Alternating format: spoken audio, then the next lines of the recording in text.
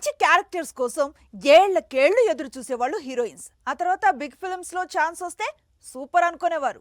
కానీ ఇప్పుడు heroines mood మారింది. స్పెషల్ సాంగ్ ఆఫర్స్ కోసం ఎదురు చూస్తున్నారట.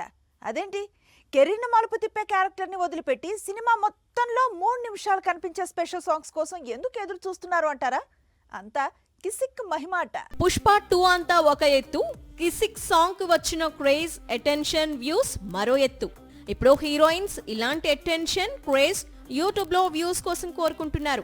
ఒక కిసిక్ అనే కాదు, తమన్నాలా, కావాలయ్యా, బాక్లో పంచుకో లాంటి పాటలు చేయాలనుకుంటున్నారు.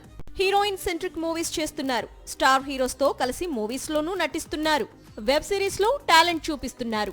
అయినా సరే కిసిక్, కావాలయ్యా లాంటి సాంగ్స్ లో కనిపిస్తే వచ్చే క్రేజే వేరు, రెమ్యునరేషన్ కూడా వేరు. సినిమా మొత్తం చేస్తే వచ్చే రెమ్యునరేషన్ మహా అయితే 2 కోట్లు. అదే స్పెషల్ సాంగ్ కు జస్ట్ 5 రోజులు డేట్స్ ఇస్తే వచ్చే రెమ్యునరేషన్ మినిమం 1 కోటి రూపాయలు. ఈ లెక్కలు కూడా హీరోయిన్స్ కు ఇప్పుడు స్పెషల్ సాంగ్స్ కోసం ఎదురు చూసేలా చేస్తోంది.